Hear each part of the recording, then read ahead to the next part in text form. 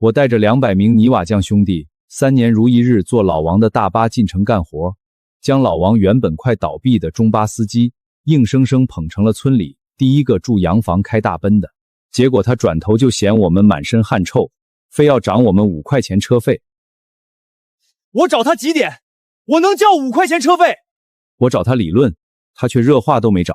凌晨，化工厂的通勤合同我马上就签了，人家那是体面人，喷的是香水，你们这些泥腿子做一次我得刷半天车，这种脏生意我不做也罢。看来他不知道，化工厂的副厂长是我的亲妹妹。今儿这车真气派，快开门！哥几个赶着去城西工地上大梁呢。站住！李大锤，谁让你直接往里冲的？看看你那鞋底子，厚厚的黄皮汤子。我这可是刚换的高级仿皮座椅，一套好几千。老王，你这啥意思？咱们都做3年了，以前不都这么上的吗？大不了我上车多拍拍土呗。哼，以前是以前，现在是现在。从今天起，单程票价涨5块，还有你们这些脏的要死的尼龙袋工具箱，一律不准带上车厢，必须全部塞进底下的行李舱，每个行李收5块钱占位费。上车之前，所有人必须在门口这块塑料垫上把脚跺干净，谁要是把你带进来，罚款50。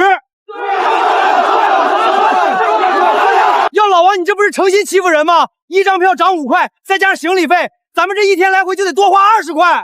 咱们进城干活哪能不带工具？你这占位费收的没道理啊！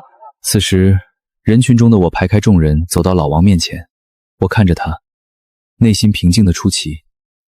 3年前，他因为还不起买中巴的贷款，在村口愁得要上吊，是我组织这200号兄弟跟他签了长期包车协议，不仅预付了半年的票钱，让他还了债，还利用我们劳务堆在信用社的流水帮他做了担保，他才买得起后续的客车。当初你买这几辆车的时候，是谁给你签的稳定客源保证书，让你在信用社拿到的低息贷款？你现在优包股了，就要反过来坑当初帮你的人。林晨，少拿老黄历说事儿。以前我是没得选，只能拉你们这帮泥腿子，但现在不一样了。人家化工厂审核组说了，要的是服务过大规模团队且信誉分高、稳定性强的承运商。哼，我老王现在是有档次的人，建化工厂的通勤班车项目，我可是进了初审名单的。只要签了那单子，我以后拉的都是穿白衬衫的干部和厂领导，人家那是体面人。你们坐在车里，那股子汗酸味和泥腥味，万一熏着了人家，弄丢了我的合同，你林晨担待得起吗？我听着这些话，突然觉得有些好笑。他根本不知道，化工厂审核组看到的所谓高信誉零投诉的合作记录，全是因为我林晨在每一张月作单上亲手签下的满意评价。没有我那200个兄弟的配合，他那台破车连最基本的运量稳定性审查都过不去。行，老王，既然你这么追求体面，那这笔生意我们也就不做。我现在就带兄弟们去邻村坐小李的车，虽然远点儿，但起码人家把咱当人看。林晨，你有种！别以为离了你们我就转不动！等我明天把化工厂的合同签了，这大槐树村你们求着我进，老子都嫌路颠。咱们走着瞧，看看谁才是这村里的天子。他是县化工厂主管行政后勤的副厂长，也是这次通勤班车招标的主审官之一。青子，有个事儿我得跟你说实话，老王不仅在车费上动了歪心思，他甚至想把我们从村里的生活圈彻底边缘化。摊主叫刘麻子，是老王的正牌小舅子。原本为了照顾工友，我跟刘麻子谈好了10块钱每人，包子稀饭管饱。林老板，不好意思啊，规矩改了。我姐夫昨晚说了，你们这帮人胃口大的离谱，一个顶人家3个，以后包子每人限购2个，稀饭续碗1块钱，而且前面的红木桌子不给你们坐了，你们这帮人带的泥灰太多，影响我来这儿接待湖畔畔露营地的高端客户。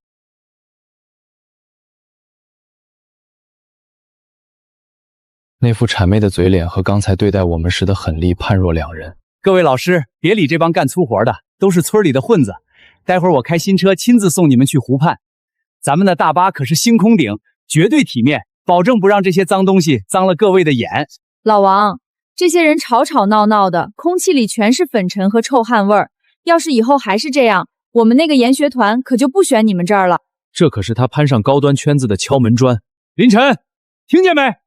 人家城里来的贵客嫌你们碍眼，赶紧带你的人滚到后山那条老马路去，别在这儿挡着人家的风景。还有刘麻子，把剩下的包子都收起来，等会儿专家们要吃现蒸的。这帮泥腿子，吃点剩的就行了。老王，这地儿是村里的公共场地，这早点摊也是咱们养活起来的，这早点摊几个杂不都刮大关系，你凭什么为了讨好几个外人就把我们当畜生使唤？凭什么？就凭我马上就是化工厂的签约承运商，就凭我这几台大巴是县里挂名的创业典型。你们这帮人一顿饭吃3碗米，除了卖力气还能干啥？对村里有啥贡献？人家露营客一顿饭消费好几百，还能给咱们引流。你们这种低端客户不做也罢，赶紧滚，别影响了我的大生意。老王，你觉得你攀上了露营地的老板，拿到了化工工厂的入场券啊，以后就是城里贵人的座上宾了。你知不知道那个湖畔露营地的所有湖泊工程、观景木栈道，甚至是你现在引以为傲的那条进场柏油路，是谁带着200个兄弟顶着40度的高温一砖一瓦铺出来的？那又咋样？拿钱干活两清了，人家老板有钱，那是人家的本事。你们现在在这儿就是影响美感，识相的赶紧消失。好，既然你觉得我们碍眼，那我们就彻底消失。村长，我是林晨。按照3年前签订的乡亲互助协议，由于承运者王大富单方面违约并歧视本村劳务群体，我代表星辰劳务社正式申请撤回对他车队的村口经营区位授权。另外，我要求即刻解除对他村口公共摊位的主租合同。林晨，你拿张破纸吓唬谁呢？那协议都签了3年了，早就是废纸一张了。我现在有县里的关系，你以为村长会听你的？老王，你可能忘了，3年前这片地之所以能让给你小舅子开摊位，是因为我代表200个兄弟向村里写了保证书，承诺所有的日常餐饮消费全部留在村里。没有这份保证书，你小舅子那个摊位按规定半个月前就该拆迁了。他不知道，化工厂的审核单之所以能发到他手里，是因为他单子后面跟着一份星辰劳务队的3年稳定合作信用评估，那是他拼命想甩掉的泥垢，也是他能在化工厂混口饭吃唯一的勋章。老王，我给你1个晚上的时间，考虑把多收票钱退了，给兄弟们道个歉，否则明天化工厂考察团来的时候，你失去的可就不只是这几张车票钱了。做梦！我老王这辈子就没向泥腿子低过头，明天咱们看谁先死。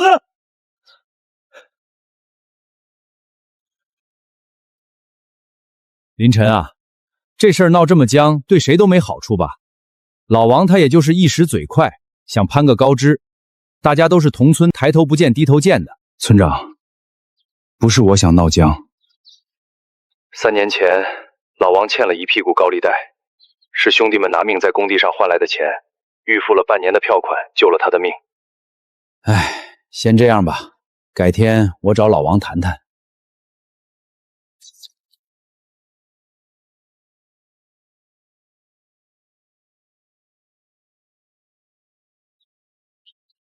老王，这车得不少钱吧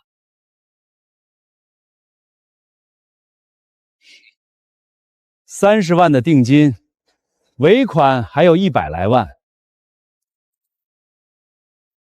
这叫档次。化工厂那些领导是什么身份？人家那叫高学历人才，不弄这种星空顶，怎么配得上人家的档次？林晨那小子不是狂吗？我倒要看看他今天怎么把这200号人运进城。此时我正带着李大锤等几个核心骨干在路边的阴凉地等着。200号兄弟整齐的排成4队，虽然大家心里都有些打鼓，但看着我淡定的样子，谁也没吭声。哟，林大老板还没等到车呢，别等了。方圆50里，除了我老王，谁敢接你这200号人的大单？我劝你啊，赶紧带着这帮泥土块给我跪下认个错。只要你承认你林晨是个没本事的怂包，我或许能发发慈悲，开我那辆拉猪的旧中马拉你们一趟。老王，车是好车，但你算过没有？这2台车加上贷款利息，你每天睁眼就得还银行将近3000块。你那个所谓的化工大单，如果签不下来，你这些星空顶怕是只能用来在梦里照亮了。签不下来，笑话！我老王在县里走南闯北这么多年，关系硬着呢。你以为你撤个背书就能吓住我？我告诉你，我今天特意约了2个城里大客户，等化工厂考察团一来，看到我服务的都是高端人群，那合同还不是手到擒来？林晨啊，林晨，你这种泥腿子这辈子也弄不明白，这世道看的是档次，不是你那几把子力气。档次？那我就让你看看什么叫真正的跌落谷底。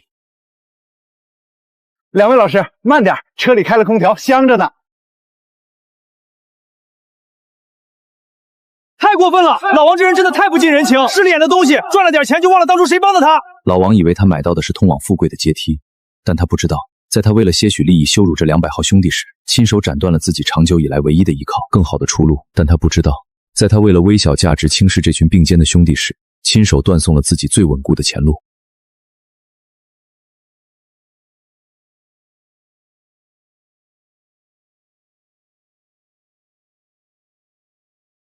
林老板，咱们没迟到吧？准时，辛苦了。兄弟们，从今天起，李师傅的车队就是咱们劳务队的专属车辆，票价不涨，每人还便宜1块钱。另外，李师傅承诺了，每辆车都备了免费的藿香正气水和凉茶，大家放心坐。还是林老板有办法，这就叫公道自在人心。没错，让老王那个白眼狼守着他的皮座椅过日子去吧。李师傅，老王那人报复心重，你最近跑车多留个神。另外，车上的信誉评价表一定要让兄弟们每天填，这是以后给化工厂看的实打实的数据。林老板，您放心，您带着兄弟们帮我打开了这村里的门。我要是干不好，我没脸见祖宗。姐夫，不好了，林晨那小子真把外村的车叫进来了，还是3辆，工友们全上人家车了。哼，上就上呗，几百块钱的小买卖随他去。我现在正陪着露营地的2位大老板选址呢，人家说了，只要我服务的好，以后的接送业务全包给我，那才是大钱。我现在也是这跨越阶层的一员了，可老王没算过一笔账，他那2辆新车一天的贷款油费加上司机的工资开支就在3500，而他拉着2个露营客顶多收几百块。如果化工厂的大单不能在3天内签下来，他的现金流会像决堤的洪水一样瞬间干涸。陈哥，咱们这么做真能把老王那单子给搅黄了。大锤，咱们不是在搅黄他的生意，咱们是在通过市场的选择教他做人。老王想攀高枝没问题，但他千不该万不该在攀高枝的时候想踩着咱们的骨头当垫脚石。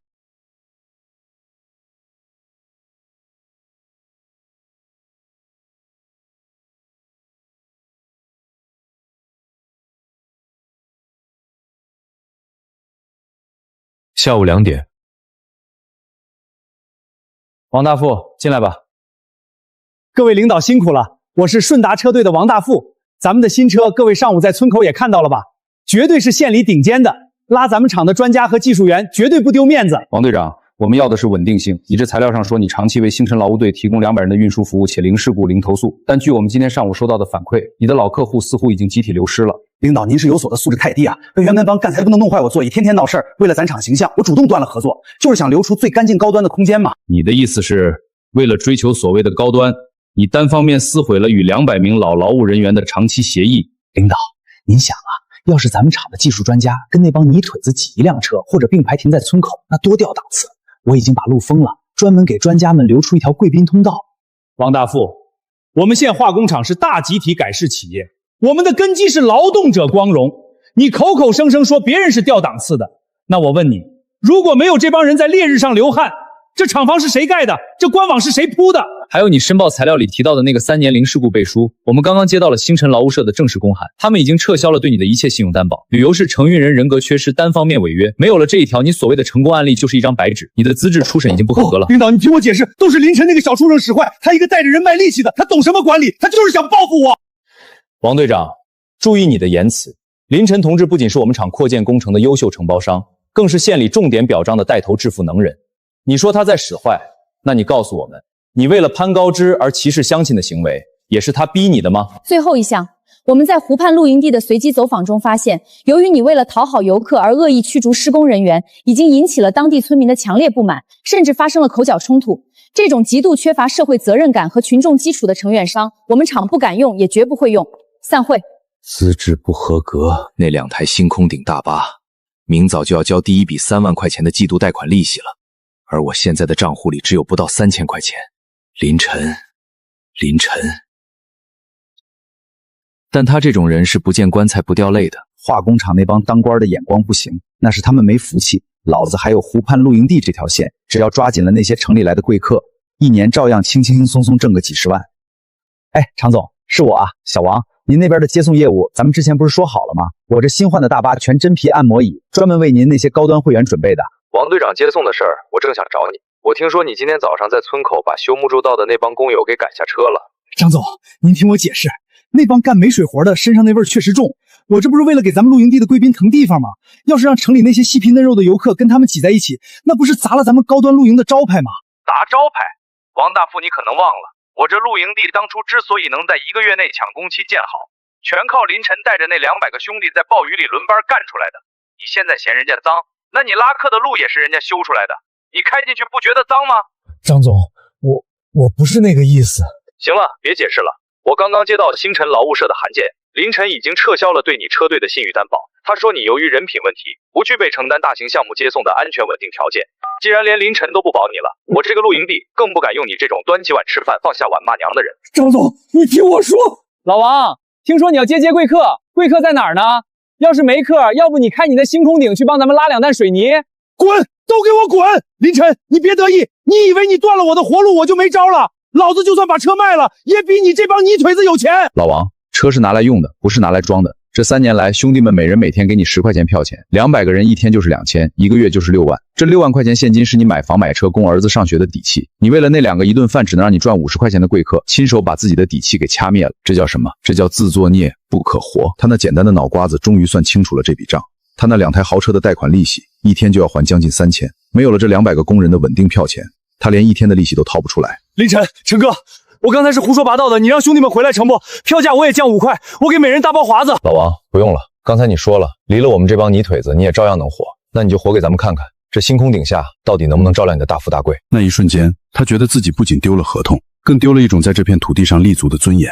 他那个金碧辉煌的梦，终于塌得连渣都不剩了。老王的日子在丢掉露营地合同后的第3天彻底崩盘了。在农村，消息传得比风还快。原本那些讨好老王想让自家孩子去大巴车上当乘务员的家长们，一听说老王被化工厂和露营地双双拉黑，瞬间就换了副面孔。王大富，你少在里面装死！当初你说只要签了化工厂的合同，10天就还我那5万块。现在合同黄了的事儿全村都知道了，你那大巴车也停在院子里不敢动了吧？今天要是拿不出利息，老子就把你的星空顶给拆了，拿去抵债。他原本以为那些陪吃陪喝送烟送酒攒下的人脉，在合同失效的那一刻全成了过眼云烟。爸，要不咱们去求求凌晨吧？我听说李大锤他们现在坐小李的车，每天进城还能喝上免费的冰镇凉茶。凌晨说只要大家听他的，今年工钱还能再涨2成。咱们要是再不低头，这车贷款真的要把咱家给吸干了。放屁！老子就算去讨饭，也不向那个泥腿子低头。他凌晨算个什么东西？他不就是认识几个字儿会哄着当干活的吗？老子就不信，除了他，我就找不到别的生意。林晨，你别得意，你带外村的车进村，坏了村里的规矩，你以为你能护住这帮泥腿子一辈子吗？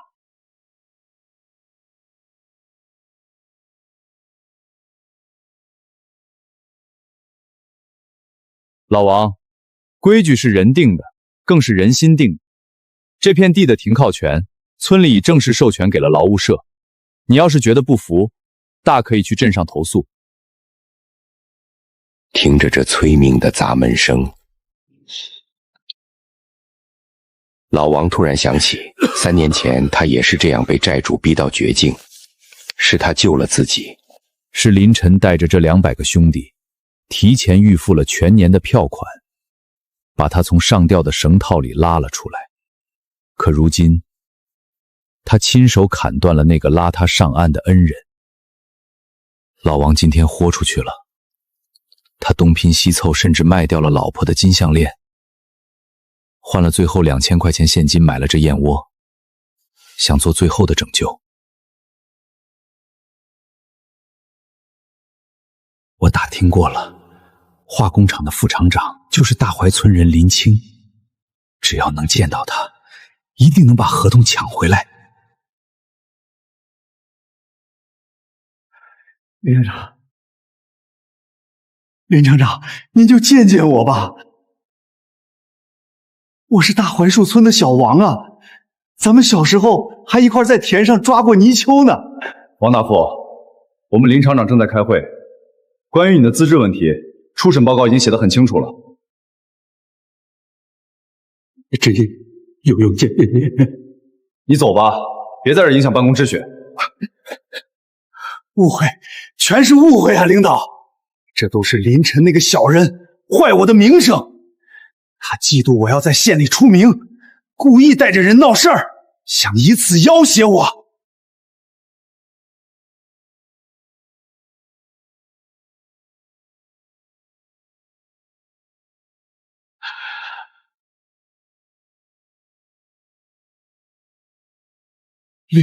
林晨，你怎么在这儿？我是来找我妹妹对图纸的。你妹妹林晨，你失心疯了吧？你一个带人搬砖的，你妹妹能在这种地方？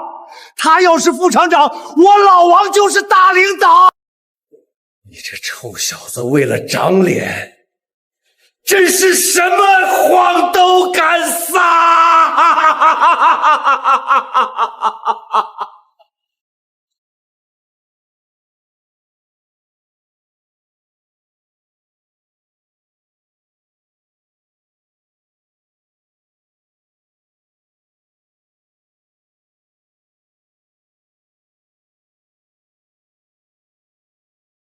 哥，你怎么又亲自过来了？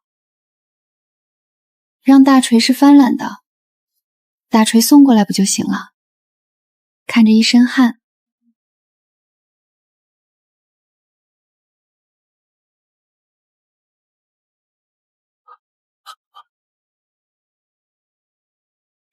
林厂长，你刚才叫他什么？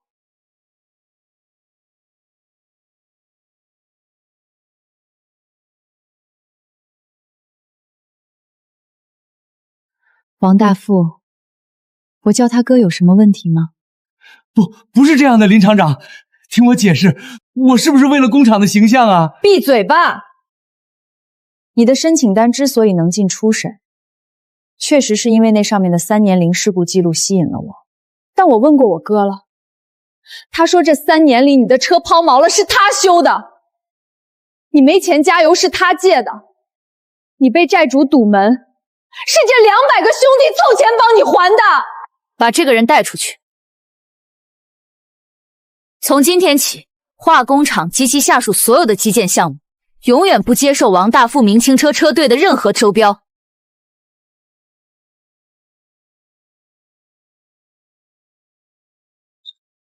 这种人，当你帮他的时候，他觉得你是欠他的；当你不再帮他的时候，他觉得你是在害他。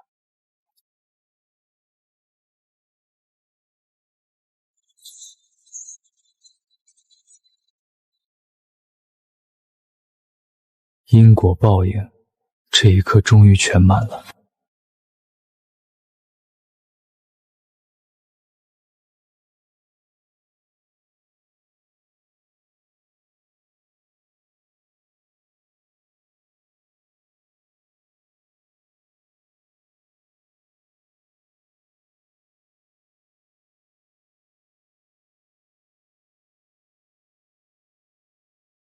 喂，王大富，你还想躲到什么时候？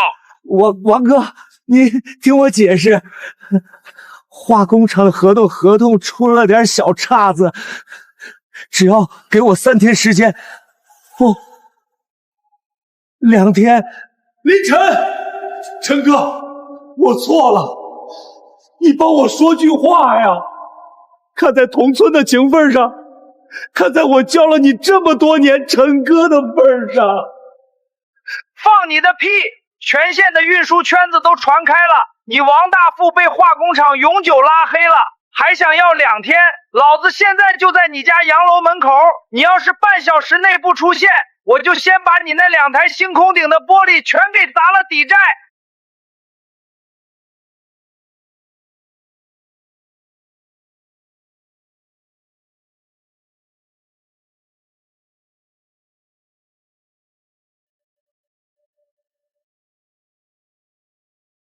哟，这不是王大老板吗？怎么坐在马路牙子上数蚂蚁呢？你那奔驰越野呢？你那星空顶呢？该不会是没钱掐油了吧？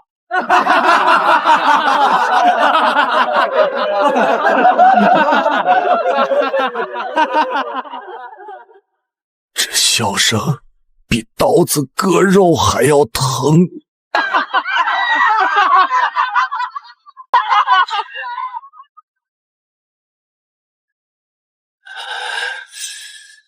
这笑声比刀子割肉还要疼。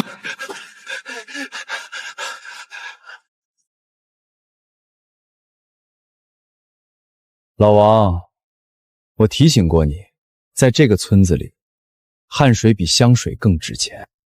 林晨，陈哥，求你救救我，我给你跪下了！你让兄弟们回来坐我的车，我1分钱不要，我给他们当司机。只要你能让化工厂把那单子给我，你让我干啥都行。老王，合同已经签给小李了，这是化工厂的决定，也是这200个兄弟的选择。你当初嫌弃他们脏的时候，就该想到有这一天。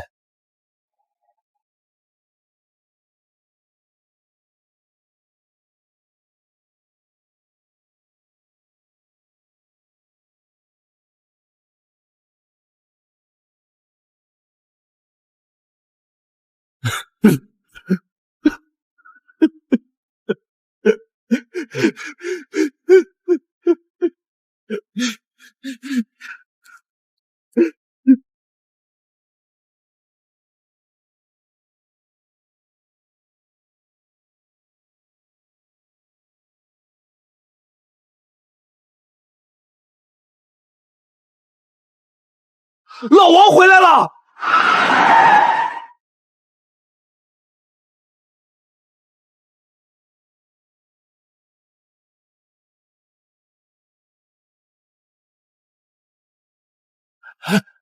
王大富，你个丧门星，害得老子差信了你的邪！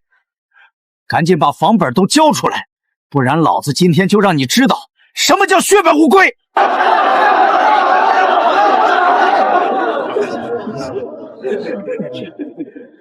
早就看着王大富不是个好东西，有了俩钱儿就不知道自己姓啥了。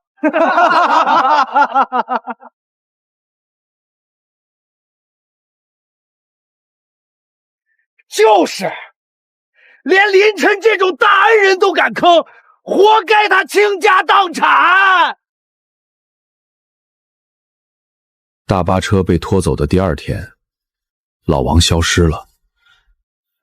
有人说他在镇上的小旅馆躲债，有人说他在筹钱准备跑路。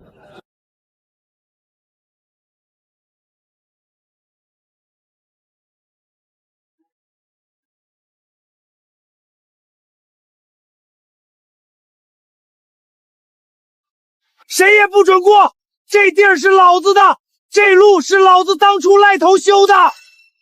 林晨，你有种就从小李车底下滚过去，不然老子今天就跟你们同归于尽！老王现在这副疯魔的样子，真要是拼起命来，确实是个大麻烦。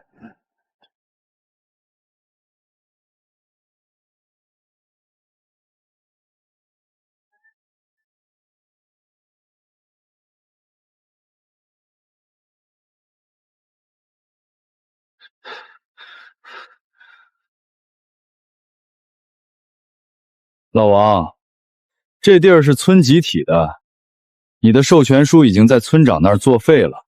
你现在这么闹，除了能让你在看守所多待几天，没有任何意义。意义？老子家都要没了，还要啥意义？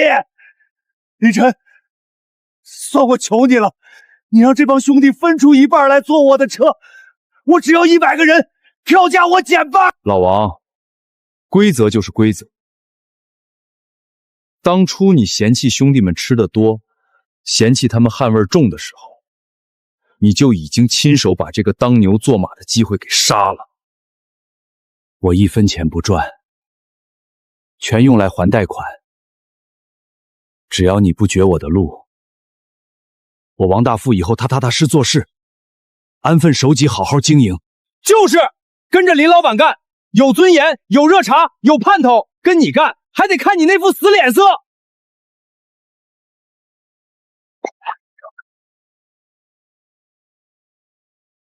这一刻，他终于明白，他失去的不仅是那几张钞票，更是这一整片土地对他的信任。在农村，丢了信义就等于丢了命根子。林晨，你真的要赶尽杀绝吗？不是我要赶尽杀绝，是你自己走到了死胡同。化工厂的安全审查已经结束了，小李车队正式接手了通勤项目。而你，由于在申报材料中涉嫌严重的信誉欺诈和违规经营，县里的执法大队待会儿就到，他们要查扣你那几辆非法挂靠的残渣车辆。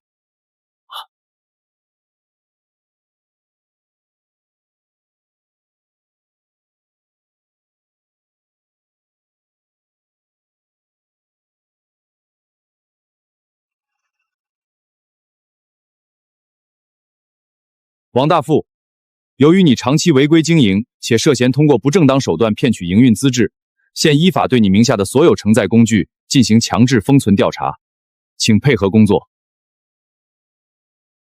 今天进城，咱们先去化工厂新开的职工食堂吃顿好的。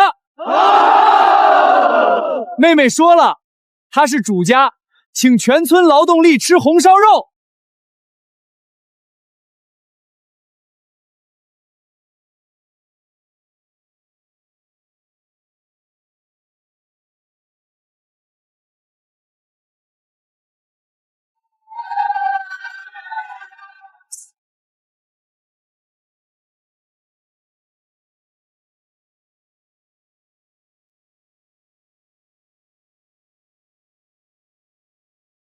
而那个曾经想攀高枝却忘了根的老王，随着大巴车扬起的尘土，彻底消失在了历史的尘埃里。3年后，县化工厂的2期扩建工程已经圆满竣工。那座宏伟的现代化工厂不仅成了全县的税收大户，更带动了周围10几个自人村的就业。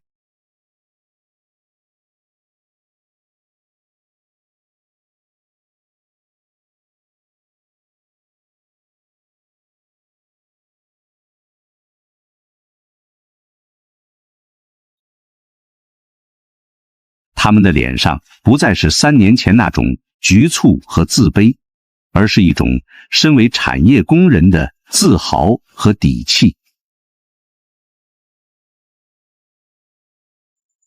陈哥啊，今天的活儿还是按老规矩分吗？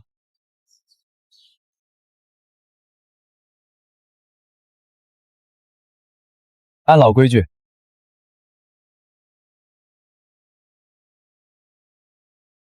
妹妹那边说，化工厂3期的维护招标下周就开始。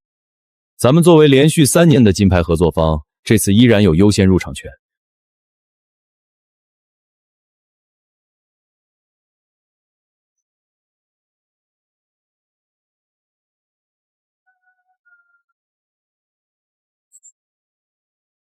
那是老王，3年前他因为非法经营和合同诈骗被关了1年，出来后房产被抵押了，老婆带着孩子跑了，小舅子的摊位也早被拆迁了。现在的他只能靠在村里和镇上捡破烂度日。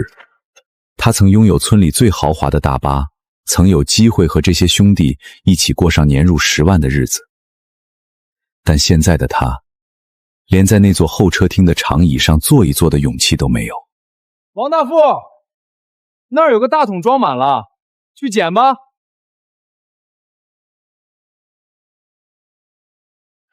林总说了，只要你不闹事儿，村里的破烂都归你收。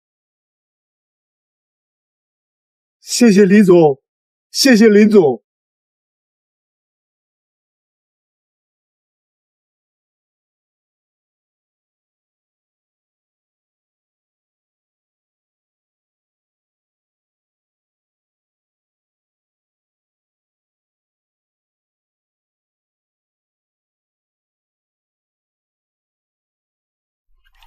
我终于明白了，这3年来，我嫌弃的从来不是他们的捍卫，而是我自己那颗不安分且缺乏基本信义的心。我想跨越阶层，却亲手砍断了让我阶层跃迁的唯一基石。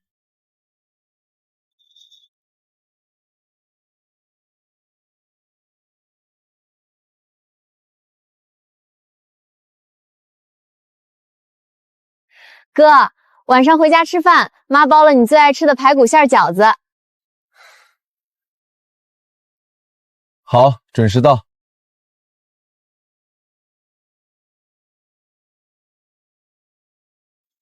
那是我带着兄弟们，用双手、中爪一寸一寸铺出来的。未来，